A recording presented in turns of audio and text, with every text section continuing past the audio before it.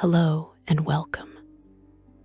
Power corrupts, they say, but what happens when power simply exhausts? What becomes of a God who holds dominion over every ending, every death, every final breath across an entire world, and discovers that eternity tastes like ash? You know the stories of gods who crave more, who war for worship, who scheme for supremacy. But tonight, you'll walk beside a deity who did something far stranger, far more unsettling. He gave it all away, not in defeat, not in desperation, but with the quiet finality of someone closing a ledger after the last entry has been made. His name was Jergal, and before the dead three became household names whispered in dark temples, before Miakal claimed dominion over the dead, before Bane's tyranny spread across Faerun, before Baal's murders painted the streets red, there was only him, one God, one office, one being who shouldered the totality of every ending in existence. And you need to understand something fundamental before we go further into this tale. Jergal was not a minor deity playing at significance. He was the Lord of the end of everything, the final scribe, the one who wrote your name in his books the moment you drew your first breath, who already knew the exact circumstances of your last. In the ancient days, when Netheral's floating cities still defied gravity and common sense, when the world was younger and magic flowed like water from an endless spring, Jergal's domain stretched across concepts that would later be carved up and distributed among multiple deities. He governed death itself, the fundamental ending of life. Strife fell under his purview, that endless conflict and discord that drove mortals to clash with one another. Murder, the intentional ending of life, the intricate bureaucracy of the dead, managing souls as they transitioned from the mortal realm to whatever came after. Based on various accounts, his portfolio may have also encompassed tyranny, though this detail remains somewhat unclear in the historical record. Imagine holding all of that in your divine consciousness simultaneously. Every death across Toril, every murder from the passionate crime to the calculated assassination, every conflict, from petty arguments to wars that reshaped continents, every soul that passed from life to whatever came after. His holy symbol reflected this totality.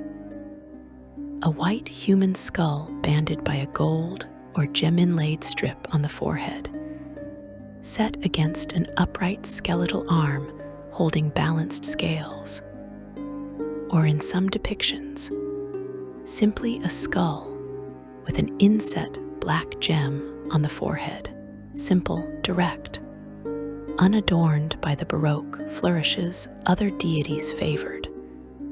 Jergal did not need to impress. He did not need to advertise. Death came for everyone eventually, and he would be there when it did, quill in hand, ready to record the particulars in his endless volumes. The temples dedicated to him in those ancient times were not the grand affairs you might imagine. Jergal's clergy did not preach to massive congregations or perform elaborate ceremonies designed to inspire awe. Instead, his faithful maintained vast scriptoriums, libraries of death, where every passing was documented with meticulous care. Imagine endless halls of shelves, stretching beyond sight, each one packed with leather-bound volumes. Every book contained names, dates, circumstances, the manner of death, the location, any relevant details that might prove important in the cosmic accounting. And Jergal himself, in his divine realm, maintained the ultimate archive, the master copy of all endings, personally reviewed and notated. His clerics wore somber robes of ash gray and bone white, moving through the world with the quiet efficiency of clerks rather than the fiery passion of crusaders. They recorded deaths. They verified records. They ensured that no soul slipped through the cracks of the cosmic bureaucracy. When someone died, a priest of Jergal would ideally be there to document it properly, to ensure the deceased's name was spelled correctly, the date was accurate, the circumstances were noted without embellishment or omission. It was not emotional work. It was not meant to be. Death was a fact, as inevitable as sunrise, and facts required documentation. But to understand why Jergal eventually gave everything away, you need to understand his personality, his nature as a being. He was lawful neutral in alignment, which tells you something important. He was not cruel for cruelty's sake. He took no particular pleasure in suffering, but neither was he merciful or compassionate in ways mortals might recognize. He was dispassionate, detached. He approached his cosmic responsibilities with the emotional engagement of an accountant balancing ledgers. Every death was simply another entry. Every ending was just another file to be properly categorized and stored. This detachment, this emotional remove, was not callousness exactly. It was more like a kind of cosmic fatigue that had settled over him across millennia. When you have witnessed every possible way a being can die, when you have cataloged suffering beyond measure, when you have seen civilizations rise and fall and rise again, always ending the same way, with silence and dust, something shifts in your perspective. The individual tragedies that might move a younger god to tears or rage simply become data points. The mother weeping over her child's corpse is filed away alongside the warrior dying with honor, and the coward dying badly, and the ruler dying alone, despite all their power, all equal in the end, all equally worthy of notation, all equally meaningless in the grand scheme. His divine realm reflected this philosophy perfectly. Within the gray waste, in what would later be known as the fugue plane where souls gathered after death, Jergal maintained his personal domain. It was not designed to comfort or inspire. It was an archive, the ultimate archive. Imagine halls that stretched into infinity, perfect right angles and precise measurements, every surface gray and smooth, and unmarked by the passage of time. Shelves rose from floor to ceiling, and the ceiling was so high you could not see it, lost in gray mist above. And on those shelves, the books, millions of books, billions of books, more books than could exist in any mortal library, each one containing the death records of souls across all of history. And there, at a desk that was simultaneously humble and infinite, sat Jergal himself. Descriptions of his appearance varied slightly depending on who told the tale, but certain elements remained consistent. He appeared as a skeletal figure, sometimes described as having bits of dried flesh still clinging to old bones, dressed in the robes of a scribe rather than the armor of a war god or the finery of a ruler. In one hand, he held a quill that never ran dry. Before him lay books always open to the current page, the ink never quite dry from the last entry. His movements were precise, economical, without wasted motion. He did not pause to stretch or rest, because gods do not tire, not physically. But there are other kinds of exhaustion. His servants in that realm were similarly focused on the work. Undead scribes, some of them former priests who had served him faithfully in life and were granted the privilege of continued service in death, sat at their own desks, copying entries, cross-referencing records, maintaining the indexes that made the impossible task of cataloging all death somewhat manageable. The sound of quills scratching on parchment filled the air like rainfall, constant, and somehow soothing in its monotony. This was the heart of Jergal's operation. This was where the ending of all things was transformed into neat columns of text. His power in those days was vast, beyond easy comprehension. Some accounts suggest he was second only to Io himself in power within Toril, though this claim may be exaggerated by those who served him as a greater deity, or possibly an intermediate deity, depending on the era in question. He commanded forces that could reshape reality. He could grant or deny death at his whim, though he rarely exercised such authority capriciously. He could raise armies of undead with a thought, though he viewed such displays as inefficient and unnecessarily theatrical. He could see every death that was occurring in the present moment, scattered across Toril, and with concentration, he could review any death from the past or glimpse deaths yet to come. Time to Jergal was simply another axis along which deaths could be plotted and recorded. When mortals prayed to him, it was usually not for mercy or intervention. You did not beg Jergal to spare you from death.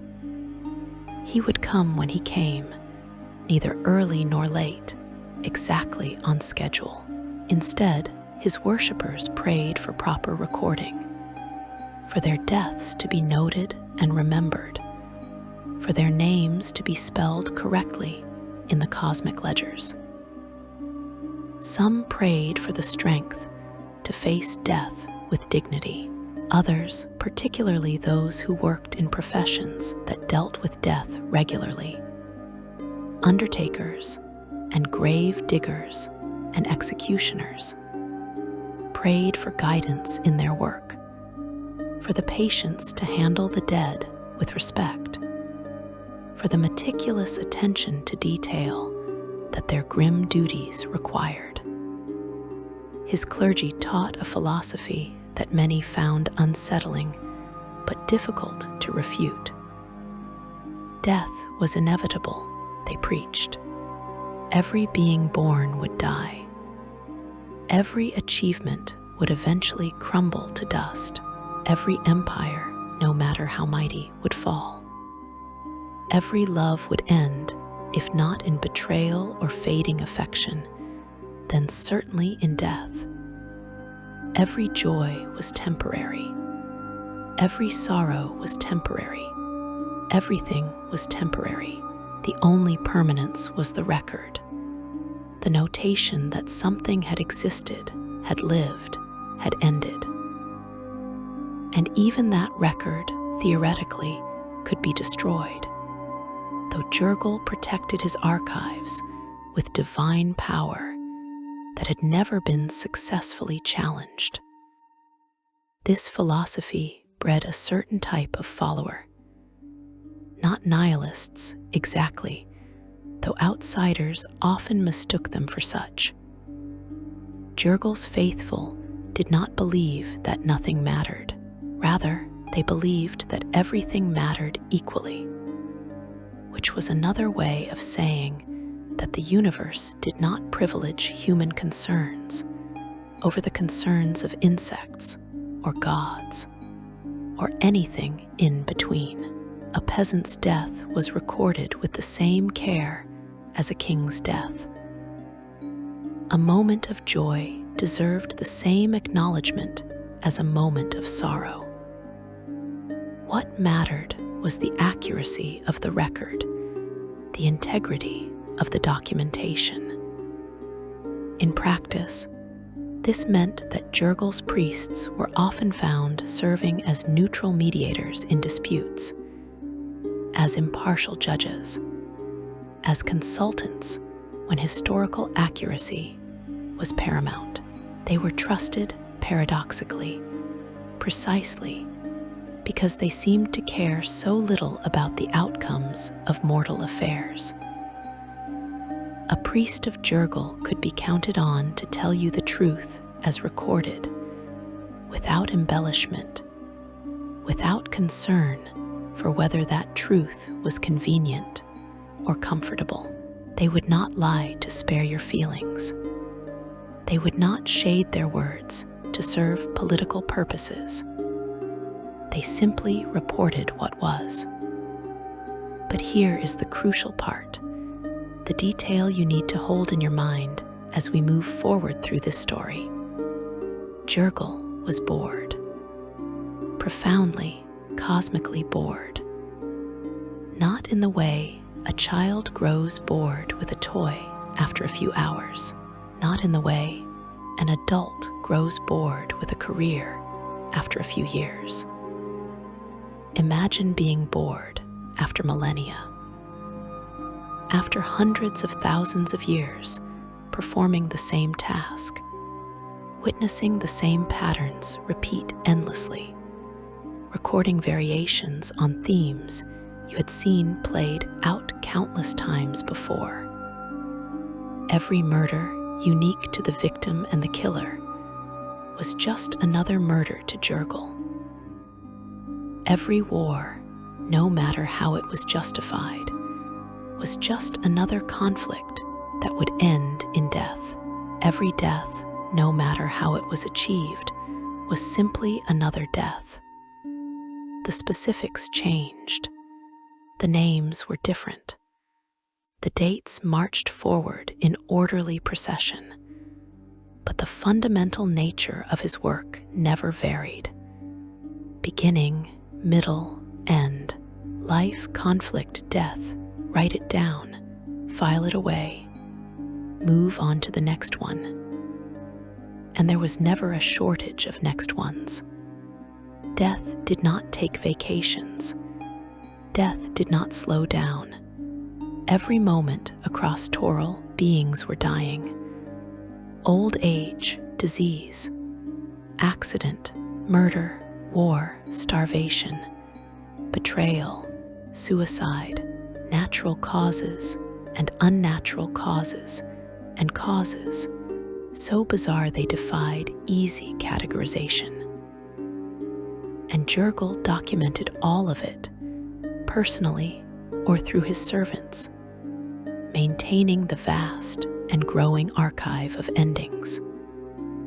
Some gods thrived on worship, on the adoration of their followers, on the feeling of power that came from being needed and feared and loved.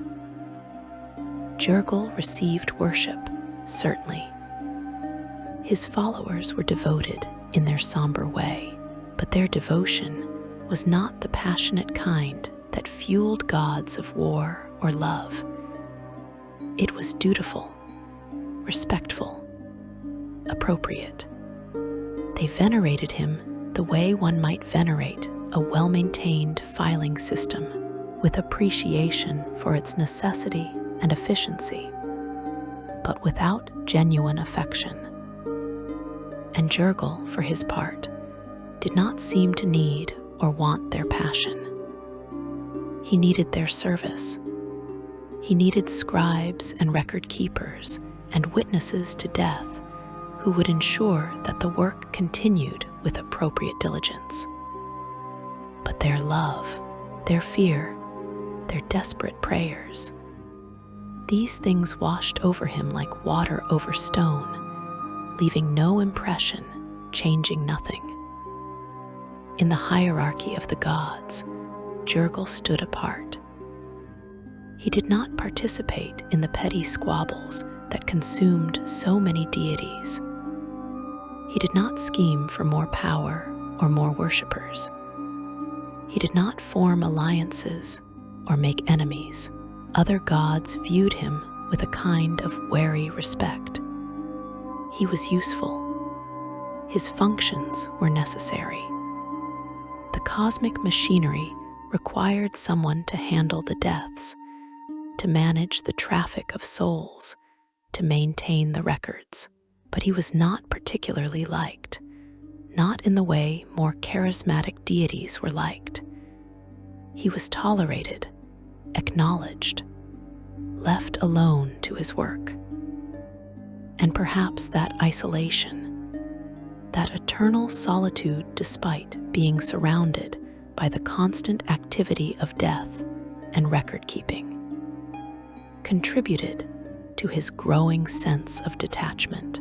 When you spend eternity alone with your ledgers, when your only companions are the dead and the dying and those who make it their business to serve death, when every interaction is transactional and professional rather than personal, something essential withers, not quickly, not obviously, but over the course of ages. The slow erosion of engagement, of caring, of connection to the world beyond your immediate duties. He performed his functions flawlessly. No one could accuse him of negligence. No soul was lost. No death went unrecorded. The system worked exactly as designed, with clockwork precision, never varying, never failing. And that very perfection, that absolute reliability, was perhaps the problem. There was no challenge anymore, no mystery, no possibility of being surprised or delighted or engaged in any meaningful way. So when 3 powerful mortals came before him, seeking godhood, seeking to challenge him for his domains, seeking to take from him the burden he had carried for longer than recorded history, something shifted. In that moment, faced with beings who actually wanted what he had come to view as an unbearable weight, Jergal saw an opportunity. Not to fight, not to defend his power, but to finally, after so very long, to rest. But we are getting ahead of ourselves.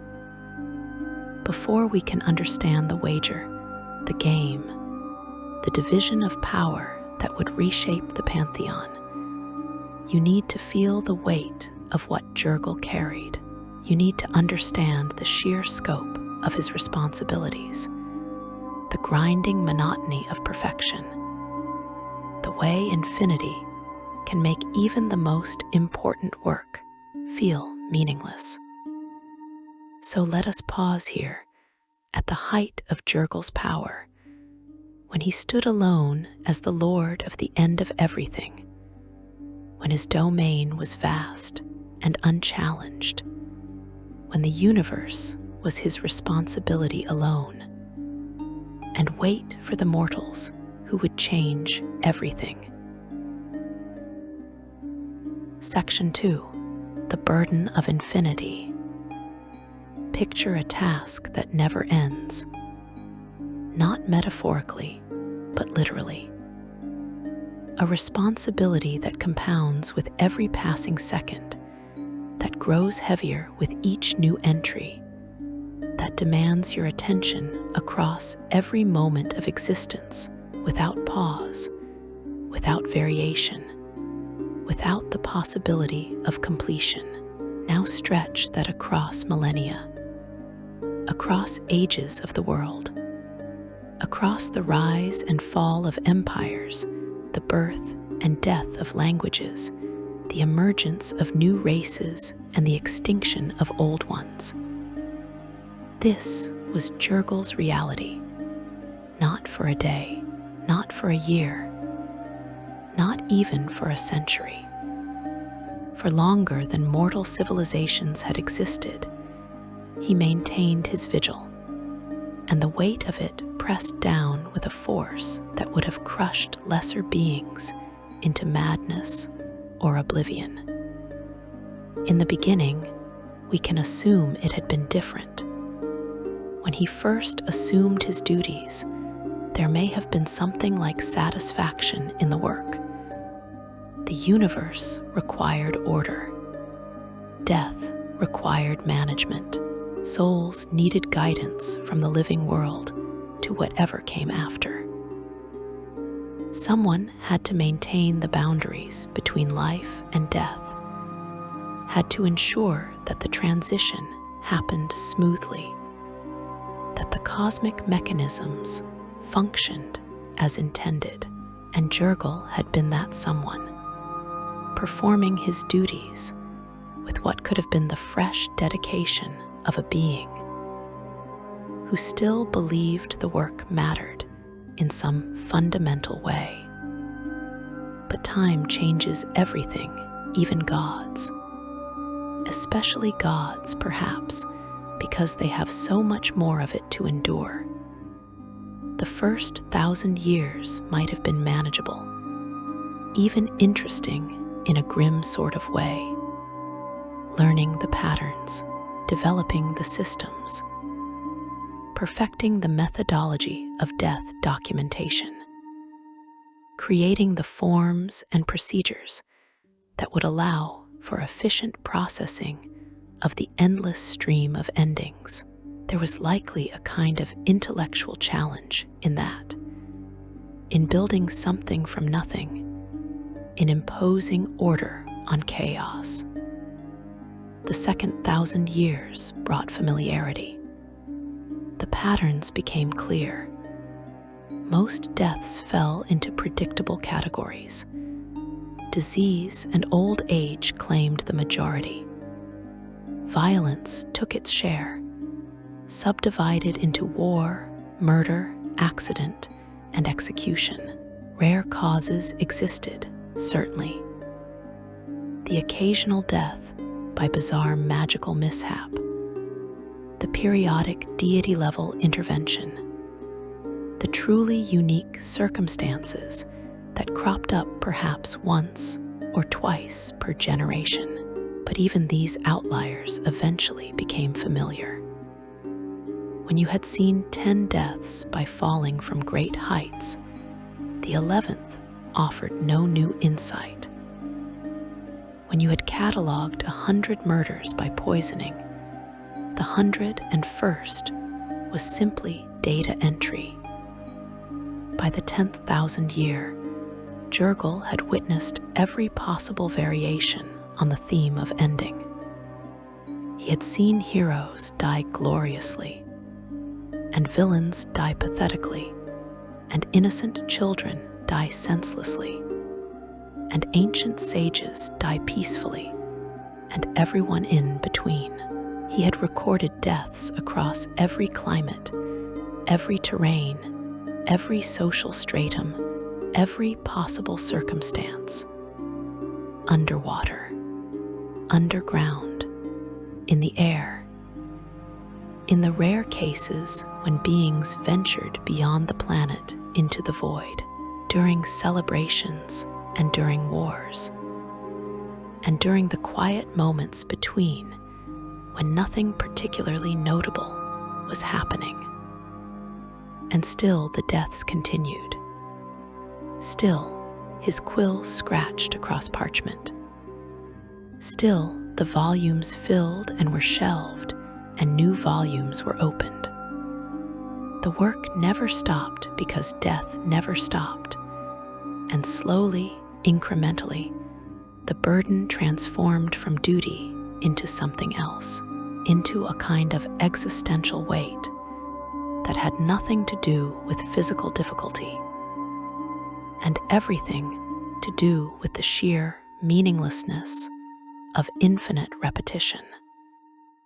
Consider what it meant to be Jergal during this period. Your consciousness extended across the entire world.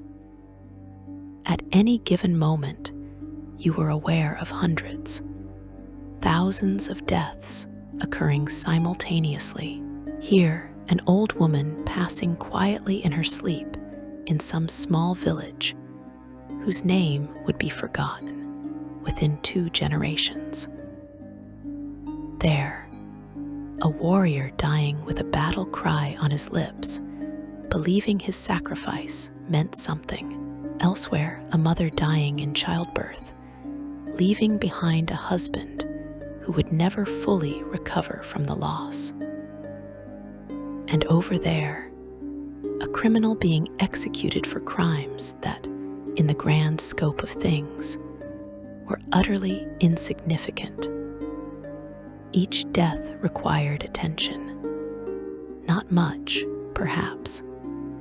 Jergal's systems were efficient, but some small portion of his divine consciousness had to note the passing, record the relevant details, ensure the soul transitioned properly. Multiply this by every death happening simultaneously. Then multiply that by every second of every minute of every hour of every day, without pause, without rest, without the possibility of looking away, or taking a break, or simply deciding that this one death, just this once, did not need to be recorded.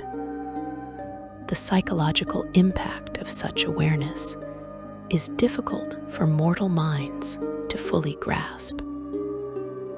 Imagine knowing, with absolute certainty, that while you are having a pleasant conversation with a friend, thousands of beings are dying.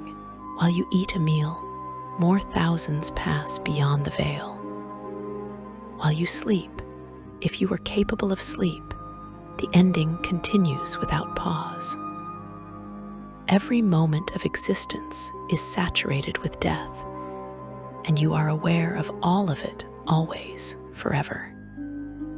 And it was not just the awareness of death itself. It was the context surrounding each death, the grief of those left behind, the pain of the dying, physical and emotional, the waste of potential when the young died, the loneliness of those who died forgotten, the fear, the anger, the resignation, the peace, the confusion, the clarity.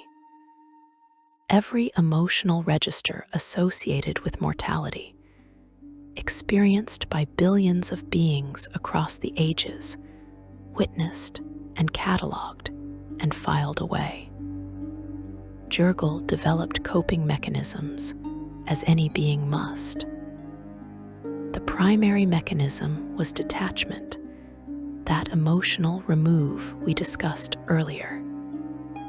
By treating each death as data rather than tragedy, by focusing on the technical aspects of documentation rather than the human element, he could function without being overwhelmed.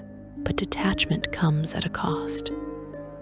It builds walls around the part of you that feels, that connects, that cares.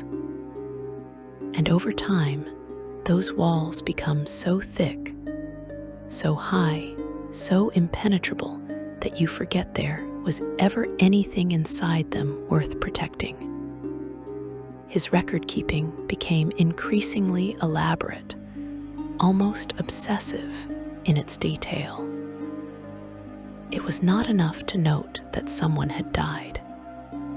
He needed to know the exact time, down to the second, if possible, the precise location, with coordinates that placed the death within a vast geographical framework. The cause of death, with subcategories and cross-references to similar cases. Any witnesses, any last words, any significant events in the deceased's life that might provide context for the manner of their ending. Some of this detail was necessary for the proper functioning of the cosmic machinery. Souls needed to be rooted correctly based on various factors. But much of it went beyond necessity into the realm of compulsion. Jergal could not stop himself from recording everything, from cross-referencing every entry, from maintaining indexes and subindexes and indexes of indexes. The work expanded to fill all available time, which for an immortal being meant it expanded infinitely, becoming a recursive loop of documentation, documenting documentation. His divine realm grew accordingly. New wings were added to the archive, stretching out into the gray mist. New shelves were constructed, filling with new volumes at a rate that would have been impossible in any mortal library. His staff of undead scribes increased in number, each one assigned specific duties in the grand project of cataloging eternity. And still, it was not enough. The backlog grew. There were always more details to be checked, more cross-references to be verified, more entries to be updated as new information came to light. In quieter moments, if such moments could be said to exist in a place where death was processed constantly, Jergal would review his older entries. Deaths from thousands of years past. Names that meant nothing to anyone living. Circumstances that had long since been forgotten by history. And he would find errors. Minor ones, usually. A date that was off by a day. A name that had been spelled incorrectly due to confusion over regional dialects. A cause of death that, upon further reflection and with access to more complete information, needed to be updated or corrected. These discoveries tortured him in ways that combat or worship or anything else could not. Each error represented a failure of his perfect system. Each mistake suggested that despite all his effort, despite all his attention, despite millennia of practice, he was still capable of imperfection. And if he had made these errors, how many others existed in the vast archive? How many deaths had been recorded incorrectly? How many souls had been misrouted due to faulty documentation? The possibility of systemic error haunted him. He increased quality control measures. He implemented redundant checking procedures. He personally reviewed a larger percentage of entries, sacrificing efficiency for accuracy. But the work kept coming, relentless as the tide, and eventually he had to accept that perfection was impossible. There would always be errors. The archive would always contain mistakes. The best he could hope for was to minimize their frequency and severity. This acceptance marked a crucial shift in his psychology. If perfection was impossible, if the work could never truly be completed, if errors would persist despite his best efforts, then what exactly was the point? Why continue? Not in the sense of abandoning his duties entirely, but in the deeper sense of finding meaning or purpose in the endless cycle of documentation. He continued because he had always continued, because the universe required it, because someone had to do it. But the why of it, the fundamental justification for the work, had eroded away like stone under constant water. Other gods had passions that sustained them through eternity. Gods of war thrived on conflict, finding renewed purpose in each new battle. Gods of love found joy in the connections between mortals, in the endless permutations of affection and desire. Gods of knowledge reveled in discovery, in the expansion of understanding, in the satisfaction of solving mysteries. Even gods of destruction could take pleasure in their work, in the immediate and visceral act of ending things. But Jergal's work offered no such satisfactions. Death was not exciting. It was inevitable. It required no skill to die, only patience.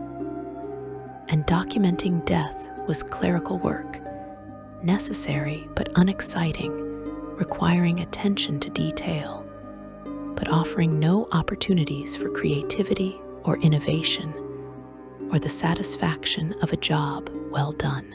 There was no completion. There was only continuation, forever. He began to view his worshippers differently. Where once he might have appreciated their devotion, now he saw them as participants in a system that bound him to endless repetition. Their prayers reinforced his role. Their offerings sustained the mechanisms that kept him chained to his desk. Their worship was a reminder of responsibilities he could not abandon without causing cosmic catastrophe, and so he accepted their devotion with the same detached efficiency he brought to everything else, neither grateful nor resentful, simply noting it and moving on. The fatalism that characterized his philosophy deepened during this period. Everything ended. Everyone died. All effort was ultimately futile.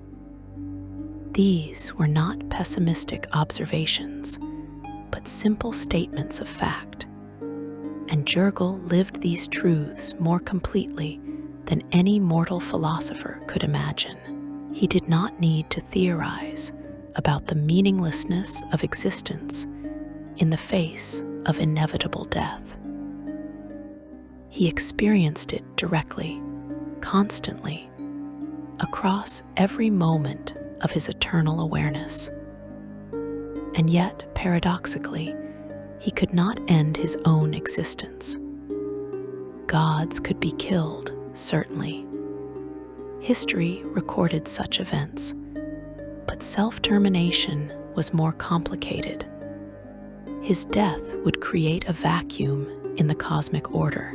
The mechanisms that processed souls from life to afterlife would fail. The dead would pile up, trapped between worlds.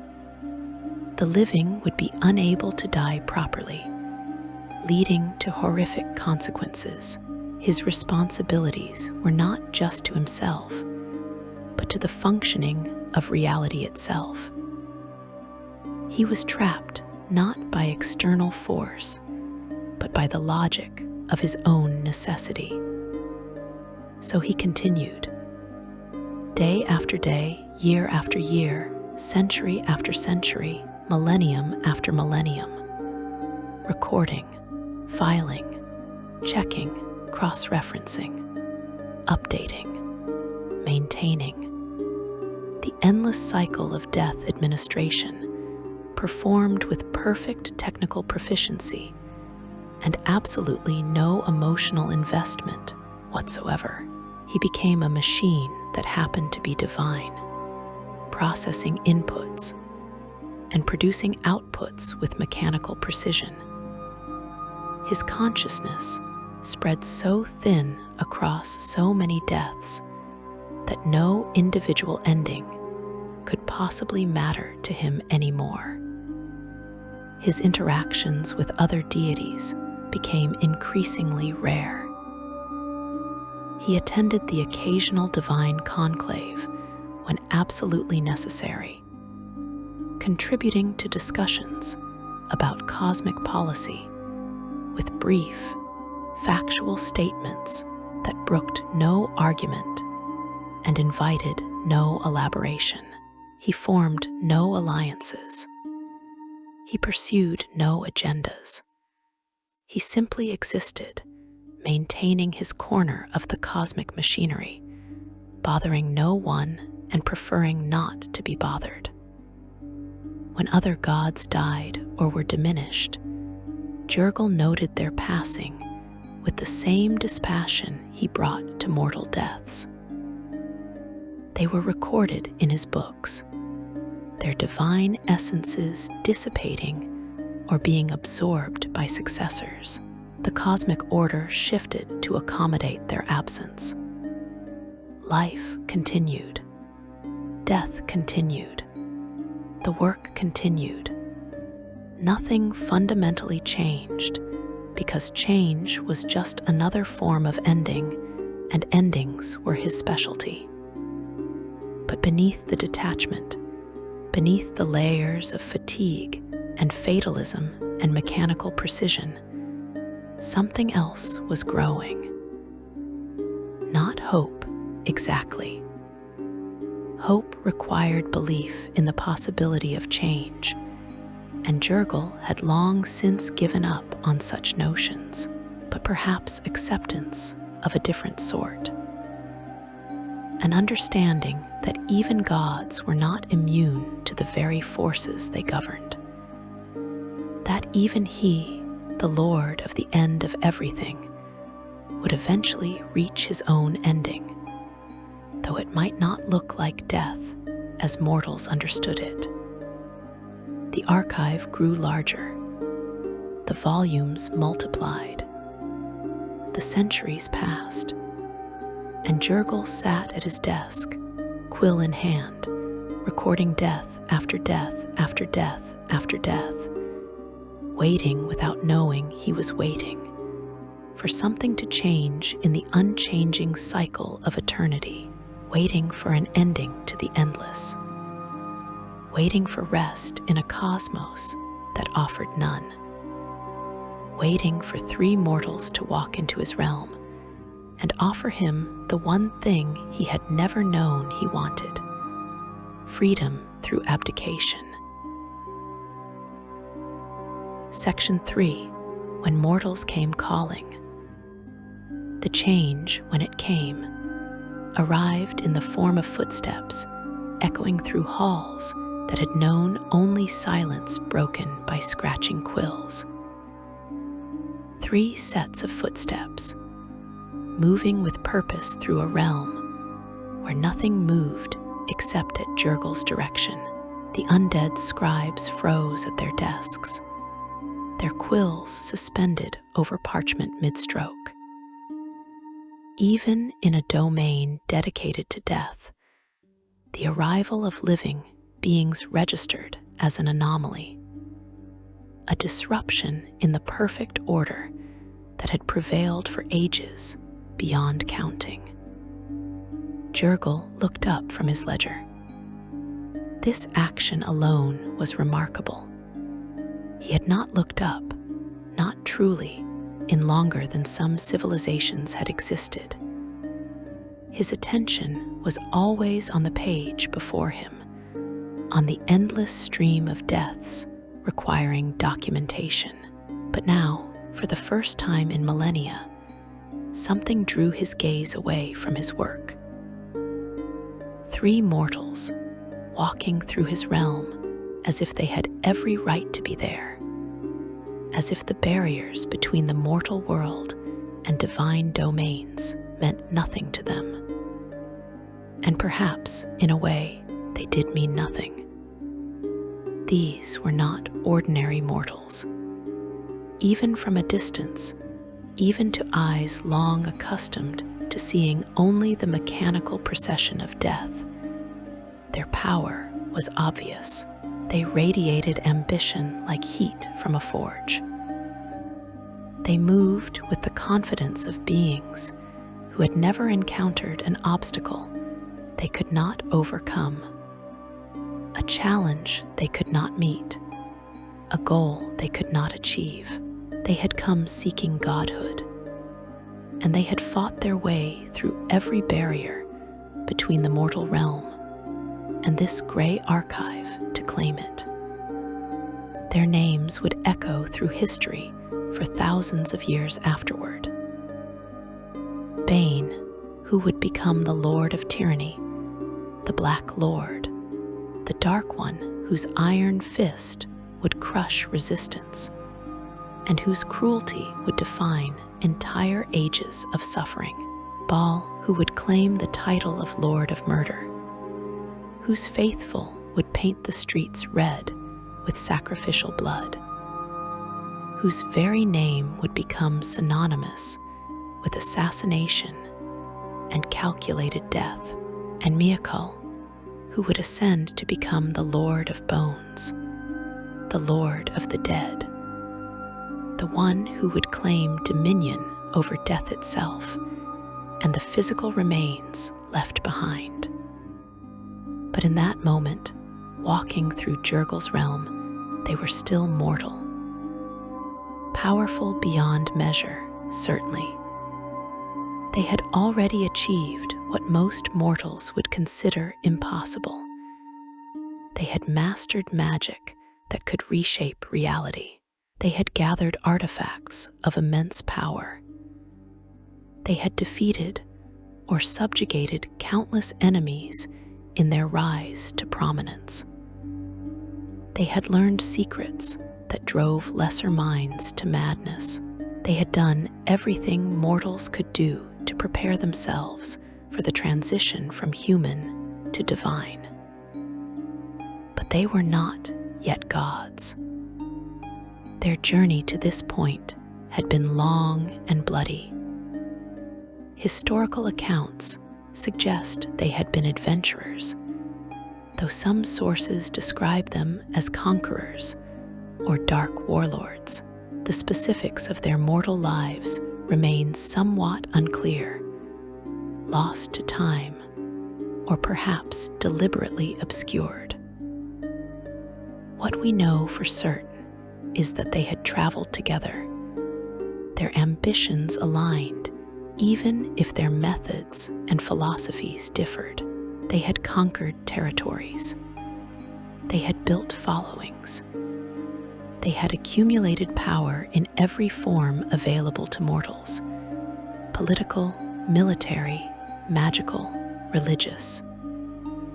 But mortal power has limits. No matter how many armies you command, you are still bound by flesh that ages and weakens. No matter how much magic you master, you are still subject to forces beyond your control. No matter how many followers worship you, you are not actually divine. And these 3 had tasted enough power to want more, to need more, to understand that anything less than godhood would ultimately prove unsatisfying. they had learned of Jergal through their studies. Ancient texts, forgotten by most scholars, still contained references to the Lord of the end of everything. They described his vast domain, his unparalleled power over death and strife and murder, and the dead themselves. They outlined the scope of his authority, the reach of his influence, the totality of his control over endings. And reading these accounts, the three mortals recognized opportunity. Gods could be challenged, portfolios could be seized, divine power could be taken by force or cunning, or some combination of the two. It had happened before in the long history of the cosmos. Why not again? Why not now? Why not by them, who had already proven themselves superior to every mortal opposition they had faced? The journey to Jergal's realm had required magic of staggering complexity. They needed to pierce the veil between planes, to navigate the gray waste, to find the specific pocket of divine reality where the archive existed. They needed protections against the soul-draining properties of the realm itself, wards that would preserve their life force in a place dedicated to death. They needed weapons capable of harming a god, or at least the belief that such weapons existed and could be brought to bear if negotiation failed. And now they stood before him, three mortals in the presence of the Lord of the end of everything, having achieved what should have been impossible simply by arriving. They looked up at Jergal, who remained seated at his desk, quill still in hand, the open ledger before him showing fresh entries in neat, precise handwriting. They saw a skeletal figure in gray robes, ancient beyond their ability to comprehend, surrounded by the physical manifestation of every death that had ever occurred. They saw power that could end their existence with a thought, authority that could condemn them to fates worse than simple death. Jergal looked at them and saw something else entirely. He saw three beings who wanted what he had, who desired what he had come to view as an unbearable burden, who would fight for the privilege of carrying responsibilities that had ground him down across ages of the world.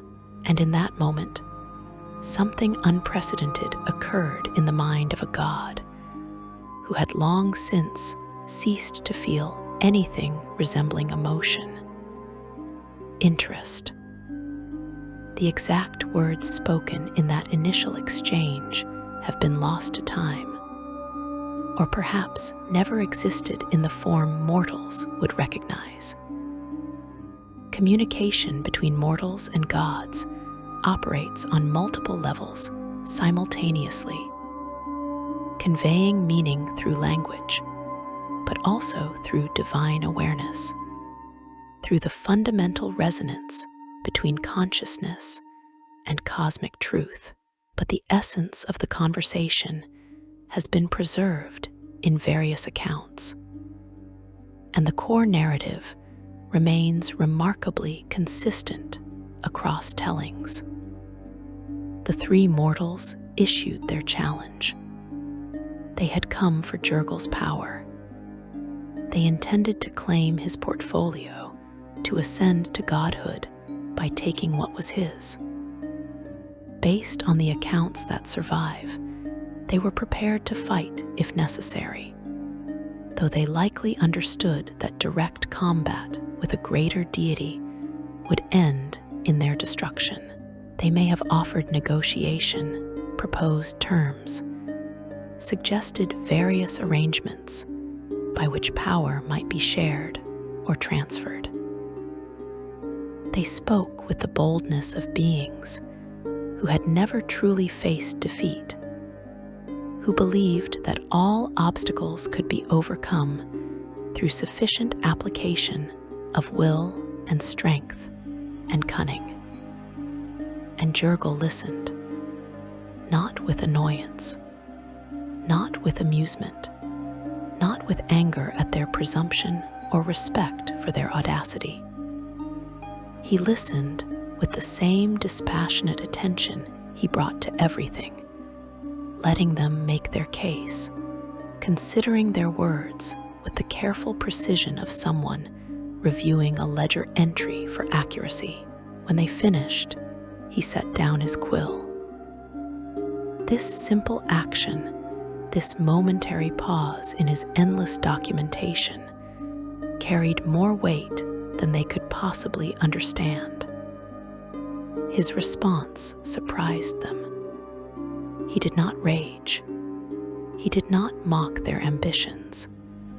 He did not immediately destroy them for their presumption in demanding divine power from a greater God.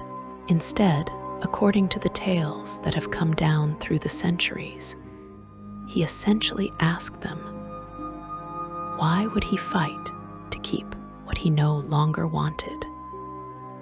The three mortals must have exchanged glances, uncertain how to interpret this response. Was it a trick? Some form of divine manipulation designed to lower their guard before he struck? Or was the Lord of the end of everything actually suggesting that he might simply give them what they sought? Jergal clarified. He had grown weary of his duties. The infinite burden of managing all death, all murder, all strife, all the countless endings that occurred every moment across the world had become tedious beyond description. He had performed these functions for longer than their civilizations had existed, longer than their languages had been spoken, longer than most gods had held their current portfolios. And he was done, not unable to continue, not defeated or weakened or diminished. Simply done in the way a craftsman might put down his tools after completing a masterwork that took decades to finish. Except his work would never be finished, and the decades had stretched into eons. If they wanted his power, he would give it to them, not as a reward for their challenge, not because they had earned it through combat or cunning, simply because he no longer wished to carry it, and they were present and willing, the cosmic equivalent of a worker handing off a shift to the next person in line. Except the shift had lasted for the entire history of the world, and the job was managing every form of ending in existence. But there was a complication. Three mortals seeking power, one portfolio to divide. How should it be apportioned? Who should receive what? They could fight among themselves for dominance, certainly, and the strongest would claim the largest share. But Jergal proposed an alternative, a contest, a game.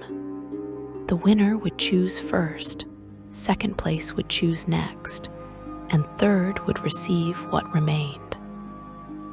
The mortals agreed, perhaps too quickly, not fully grasping that they were negotiating with a being who had witnessed every form of competition, every strategy, every attempted manipulation across the entirety of mortal history. They saw an opportunity. He saw only another form of ending, this time the ending of his own divine responsibilities. The game they played has been described in various sources with different details. Some accounts say they played knucklebones, that ancient game of chance where small bones or carved pieces are tossed and caught, the outcome determining victory or defeat based on how they land. Other accounts describe skull bowling, a more elaborate contest where skulls were rolled toward targets, the closest roll winning each round. Still, other versions suggest different games entirely. This variation in the telling could imply that the specific nature of the contest was less important than its outcome. Or perhaps the divine nature of the event makes it difficult to describe in purely mortal terms. What remains consistent across all versions is the outcome. The three mortals competed, employing whatever skills and strategies they possessed. Bane, focused and driven, likely employed every strategic advantage available to him. Ball played with the cold precision that would later define his portfolio of murder. Jergal brought a patience that suggested he understood that in games as in life, outcomes eventually balanced out. Jergal presided over the contest with the same meticulous attention he brought to death records.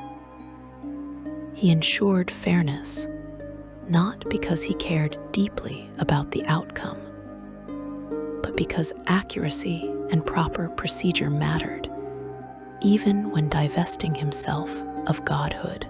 He kept score with the same precision he used to track deaths, noting each point gained or lost, maintaining perfect records of a game that would reshape the divine hierarchy. The contest lasted for a period difficult to define in mortal terms. Time flowed differently in divine realms, and the game existed in a space where objective measurement became complicated.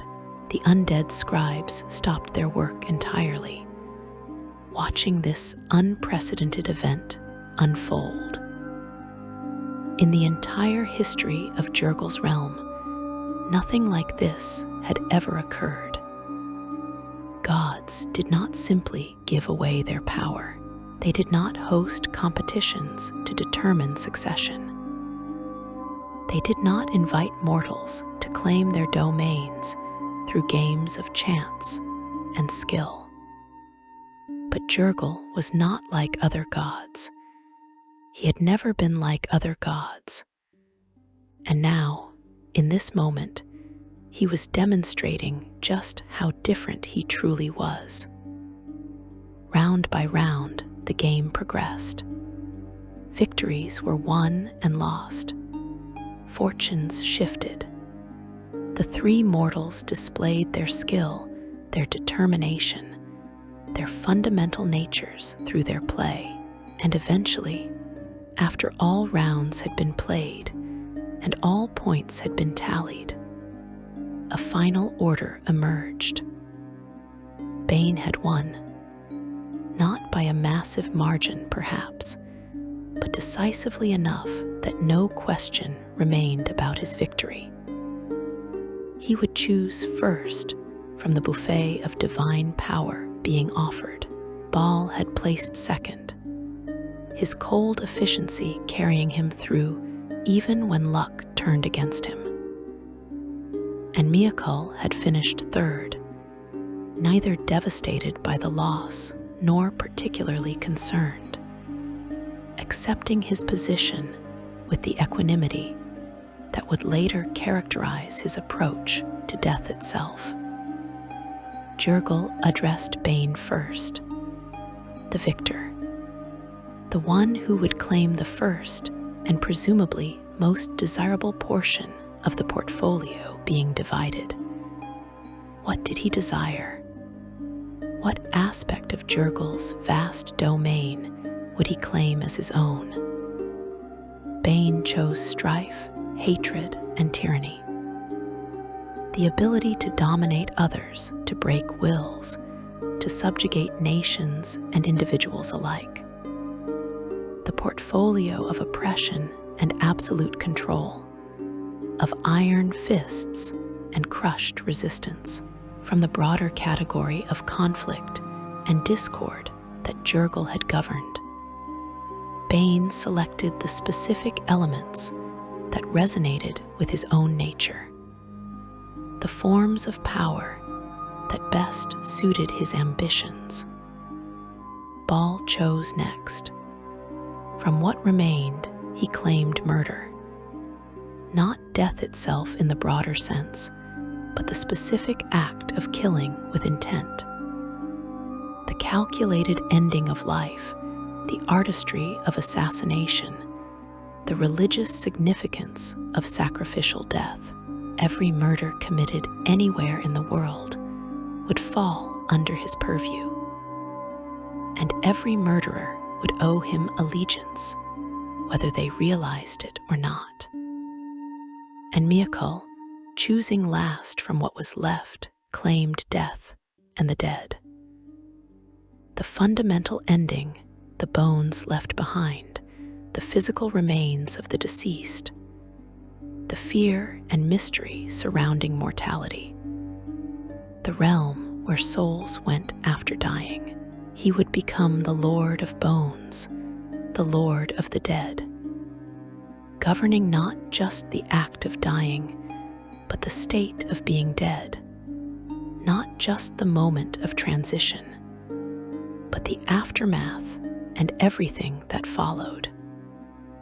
And Jergal, having distributed his vast portfolio among 3 mortals who would ascend to godhood through this transfer, retained only a fraction of what he once held. He would no longer be the Lord of the end of everything. That title, that burden, that comprehensive responsibility for all endings passed to others.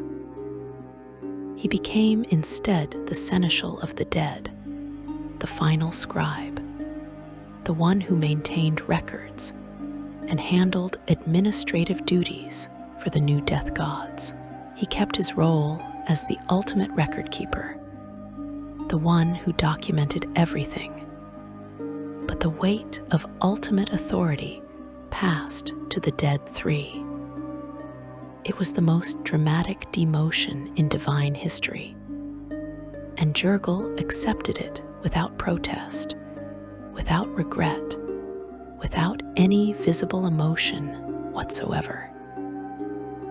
He had given away the power that defined him across ages of existence, and he felt nothing, or perhaps he felt something so close to relief that his ancient, weary consciousness could barely recognize it after so long, without experiencing anything resembling positive emotion.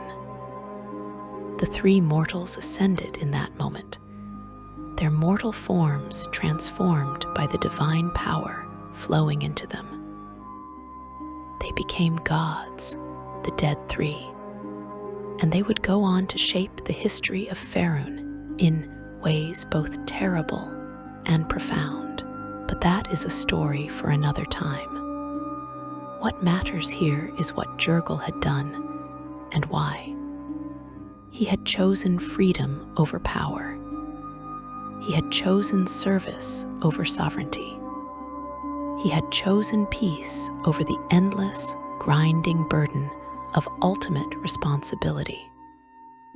And in that choice, he found something he had not experienced in millennia: contentment. Section 4, the Seneschal of the Dead. The transformation was complete in an instant, and yet took years to fully manifest. Divine power flowed from Jergal to the three mortals like water, finding new channels after a dam breaks. And they were transfigured. Bane, Baal, and Miakal ascended to godhood, their mortal forms shedding limitations, their consciousness expanding to encompass their new domains.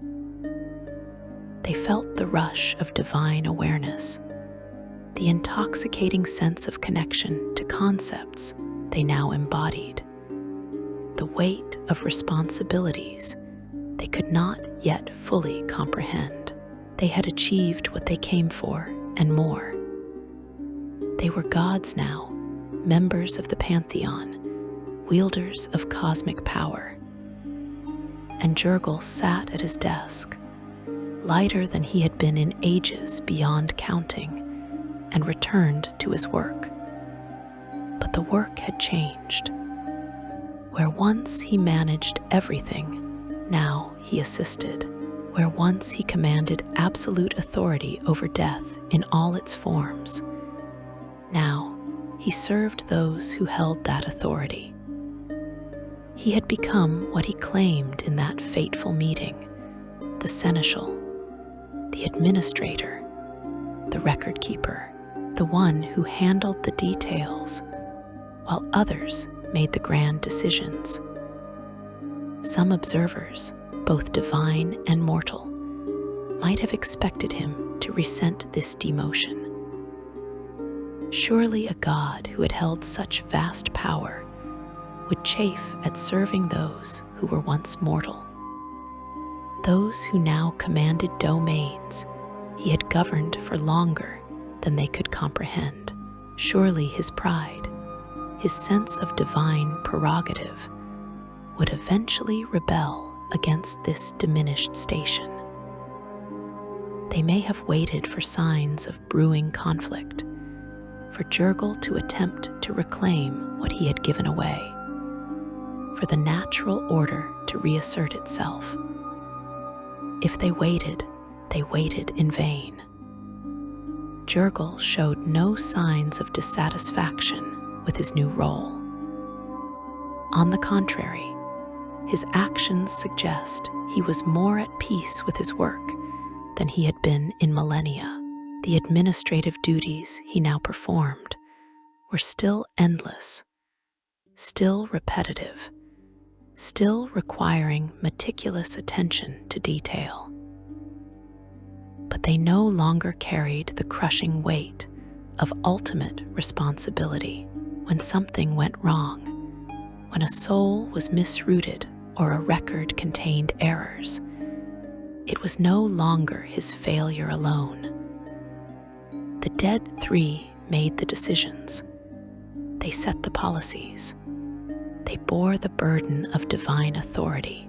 He simply implemented their directives and maintained the systems that allowed their power to function. The dead three, for their part, quickly discovered that godhood came with complications they had not fully anticipated. Bane threw himself into the work of building his tyrannical empire, gathering worshippers who craved domination or feared it, establishing temples where iron discipline and cruel hierarchy became religious doctrine. Baal cultivated murder cults, encouraging his faithful to see killing as sacred art, transforming assassination into religious sacrament. Miakal claimed the dead as his domain, building influence among those who feared death or sought power over it, creating networks of necromancers and death priests who saw him as their dark patron. But divine portfolios require management. Souls need processing. Records must be kept. The cosmic machinery of death does not run itself, and the three new gods, despite their power and ambition, lacked the experience and institutional knowledge necessary to handle these details efficiently. Based on what we can infer from how smoothly the transition occurred, Jergal must have quietly corrected their errors. Not ostentatiously, not in ways that would embarrass the new gods or undermine their authority. He simply ensured that the work got done, that souls reached their proper destinations, that the records remained accurate despite the chaos of the transition period. The dead three came to depend on him in ways they likely had not expected. He was not their equal, not anymore, but he was indispensable. His knowledge was irreplaceable. His experience could not be matched. His understanding of the intricate systems that governed death and the afterlife ran deeper than anything they could hope to acquire in their first centuries of godhood. They had power. He had competence, and in the functioning of cosmic bureaucracy, competence often mattered more than raw power. This dynamic suited Jergal perfectly. He no longer bore ultimate responsibility for ensuring that every death was handled properly. If the dead three wanted to change policies, implement new procedures, prioritize certain types of deaths over others, that was their prerogative. He would make it work, or he would explain why it could not work, and they would decide how to proceed. The decisions were theirs. The consequences were theirs. The glory and the blame were theirs. He remained in his archive, though its nature had shifted somewhat. It was no longer the sole repository of death records, as the dead three each maintained their own archives for their specific domains. But Jergal's collection remained the most comprehensive, the most meticulously organized, the most useful for research or dispute resolution.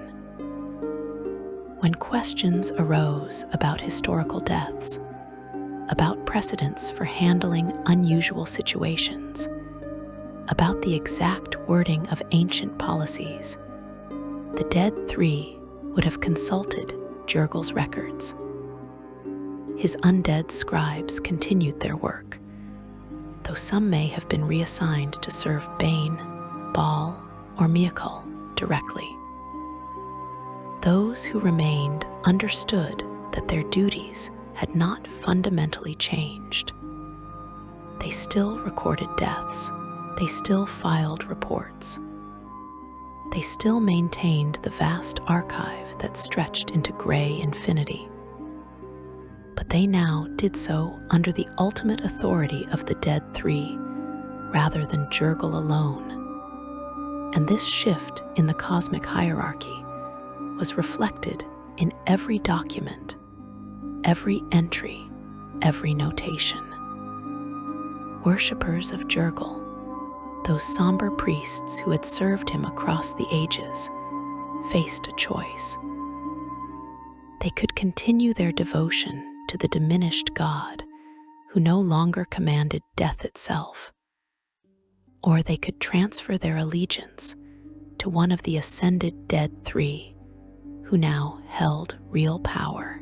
Many chose to follow Miakal, seeing him as the natural successor to Jergal's portfolio of death.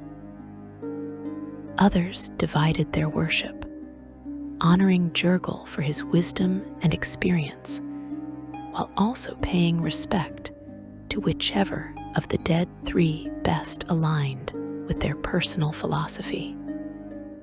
A dedicated core of faithful remained loyal to Jergal exclusively. They saw value in what he had become rather than mourning what he had been. They appreciated his role as administrator, as keeper of records, as the one who ensured that the system functioned regardless, of which gods held power over death. These priests tended to be meticulous individuals, people who understood the importance of accurate documentation, who found satisfaction in maintaining proper procedures, who believed that someone needed to handle the details, even if that work lacked the glory of commanding armies or receiving grand sacrifices. Jergal's relationship with his remaining worshippers remained as emotionally distant as it had always been. He did not particularly want their devotion, but he accepted it as part of his function. They provided services that assisted his work, and he provided them with divine guidance appropriate to their needs. It was transactional, professional, appropriate to a god whose primary role was administrative support rather than inspiring devotion or commanding worship. Centuries passed. The dead three established themselves in the pantheon, building followings, engaging in divine politics, pursuing their individual ambitions. Bane's tyranny spread across Faerun, his faithful building temple fortresses where iron discipline reigned and dissent was crushed without mercy. Baal's murder cults operated in shadows, their holy assassinations sending souls to their dark patron, their sacred knives drinking blood in his name. Miakul's death priests accumulated power over the undead, commanding legions of skeletal warriors and ghostly servants, spreading fear of mortality while paradoxically offering escape from it through undeath. And through it all, Jergal maintained the records. He noted the deaths caused by Bane's tyranny, filing them under the appropriate categories. He cataloged Baal's murders, cross-referencing them with historical patterns, identifying trends in the data. He tracked Miakul's growing influence over the dead, documenting changes in how souls transitioned and how the boundaries between life and death were being tested. He served the dead three without resentment, but also without particular loyalty. When they made decisions he considered inefficient or poorly thought out, he likely said so, in his usual emotionless manner, laying out the probable consequences with the precision of someone reading from a prepared report. Whether they heeded his warnings was their choice.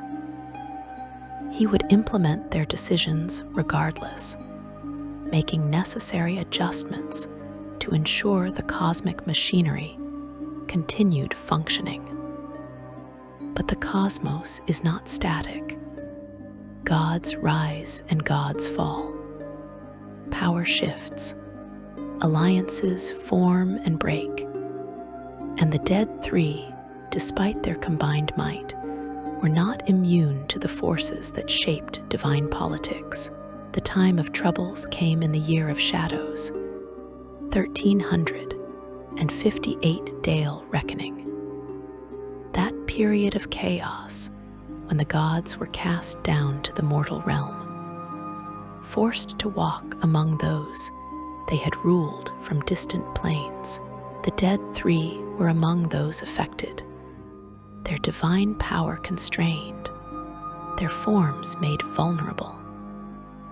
Jergal, as a lesser power now, was less directly affected by the upheaval.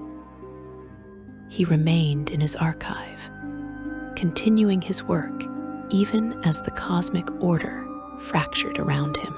He recorded the deaths of gods with the same dispassion he brought to mortal deaths, noting the circumstances, filing the information appropriately, maintaining the records through the chaos. Bane and Baal fell during this tumultuous period. Bane was slain and his essence scattered. Baal was destroyed, though he had laid plans for his eventual return through the Baalspawn. Children he had sired who carried his divine essence. Miakul was also destroyed during the time of troubles, his power over death claimed by others. The dead three, who had ruled their domains for centuries, were gone. When the dust settled and the gods returned to their rightful places, the divine hierarchy had shifted dramatically. Sirik the Mad, a mortal who had been elevated to godhood during the chaos, claimed multiple portfolios in the aftermath. He seized murder from the fallen Baal. He claimed aspects of tyranny and strife. Most significantly, he claimed death itself from the destroyed Miakul, becoming briefly one of the most powerful gods in the pantheon. And Jergal, who had served the dead three faithfully, found himself serving a new master. Sirik became the lord of the dead, and Jergal began serving him with the same professional detachment he had shown the dead three. The god had changed. The work remained essentially the same. But Sirik was not Miakul. Where the Lord of Bones had been relatively stable, focused on his domain, willing to listen to advice from his more experienced seneschal, Sirik was unpredictable. His madness manifested in erratic decision-making, in contradictory commands, in policies that made no sense from an administrative perspective. He would order changes to fundamental procedures one day and forget he had made such orders the next, based on accounts of his reign. He may have raged at Jergal for implementing directives he himself had issued, accusing his seneschal of insubordination or sabotage.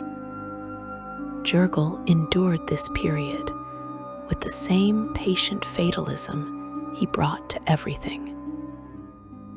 Sirik's madness was just another variable to account for, another complication in the eternal work of managing death. When the mad god issued impossible commands, Jergal would have explained why they were impossible.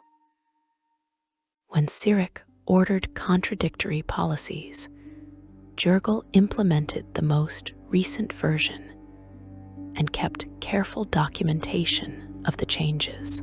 When accusations flew, Jergal responded with facts, with records, with evidence that could not be disputed by even a mad god.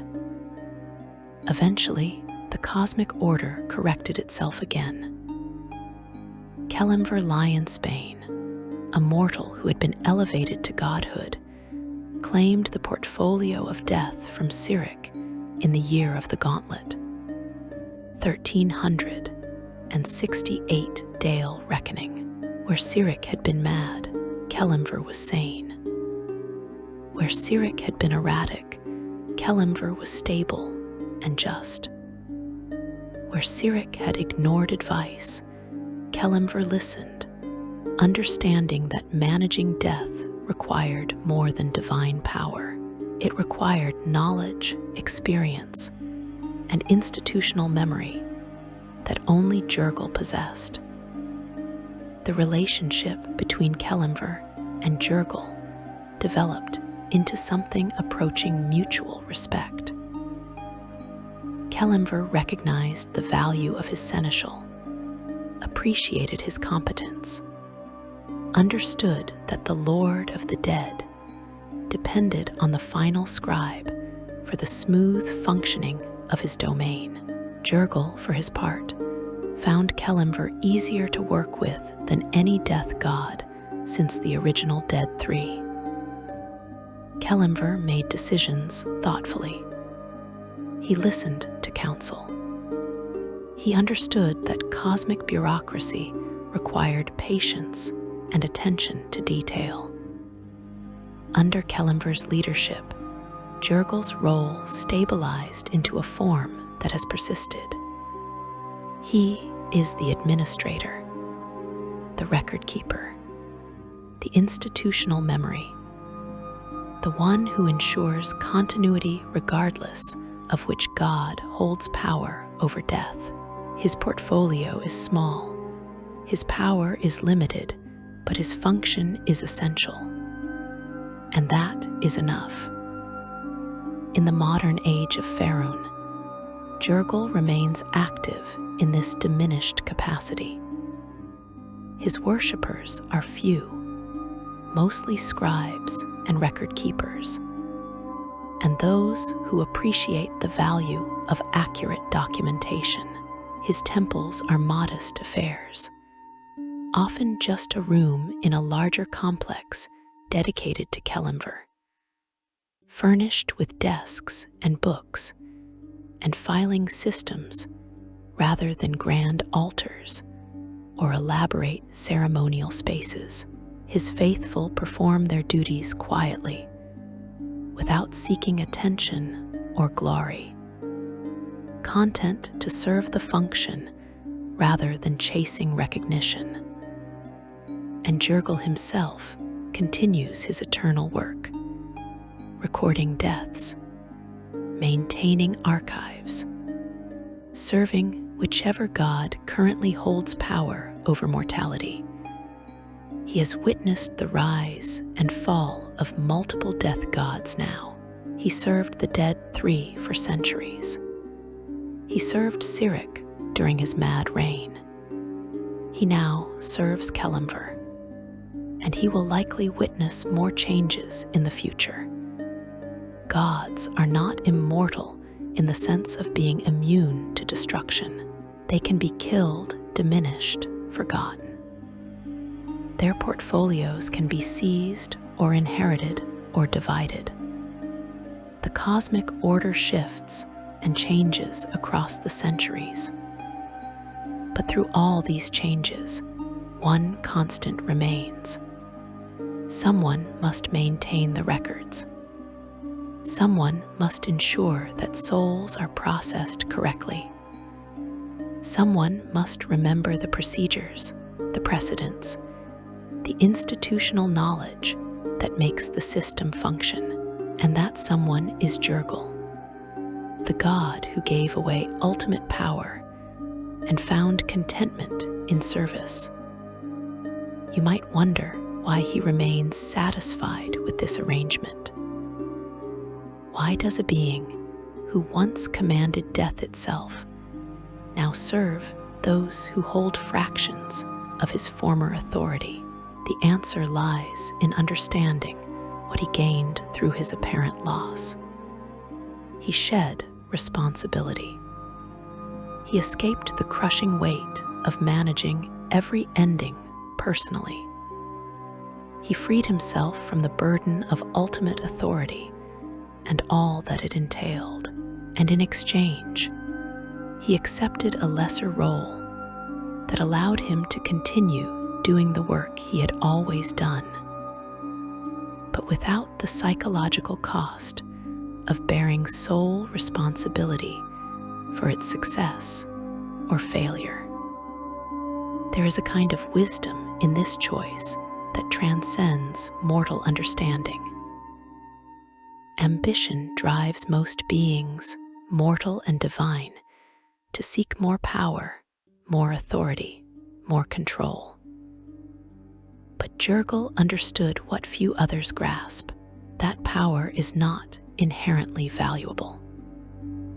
It is a tool for achieving certain ends, and if those ends no longer appeal to you, if the cost of maintaining power exceeds its benefits, then power becomes a burden rather than a blessing. By giving away his power, Jergal did not diminish himself. He liberated himself. His continued existence proves the validity of his choice. He has outlasted the dead three who took his power. Bane was destroyed and later returned through complex means. Baal was destroyed and his essence scattered, later reformed through the Baalspawn crisis. Miakul was destroyed and his power dispersed. He has served multiple death gods, watching them rise to prominence and then fall or fade. He remains constant and unchanging, performing his functions with the same meticulous care he has always brought to the work. And he does so without the crushing fatigue that once threatened to break him, without the existential weight that once made eternity unbearable. In the great chronicle of divine history, Jergal's story stands unique. He is the God who chose less, who willingly descended from the heights of power to the valleys of service, who found peace not in accumulation but in divestment, who discovered that sometimes the greatest wisdom lies in knowing when to let go. His archive continues to grow, volume by volume, death by death, century by century. The undead scribes continue their work under his direction. The records remain accurate and accessible, and somewhere in those endless halls of gray stone and ordered shelves, Jergal sits at his desk, quill in hand, recording another death, another ending, another entry in the eternal ledger of mortality. He does not seek your worship. He does not need your prayers. He does not want your devotion. But if you value accuracy over glory, if you understand the importance of details over grand gestures, if you appreciate the quiet dignity of work done competently without need for recognition, then perhaps you understand something of what Jergal represents. Not the drama of divine conflict, not the glory of cosmic power, but the steady, reliable function of a universe that requires someone to handle the administrative details while others pursue their ambitions. So the next time you encounter death, whether your own or another's, know that somewhere in realms beyond mortal sight, a skeletal figure in gray robes is recording that moment, not judging it, not glorifying it, simply noting it, filing it, ensuring it is remembered in the great archive of endings. That is Jergal's gift to existence, the certainty that every death matters enough to be recorded, even if nothing else about it matters at all.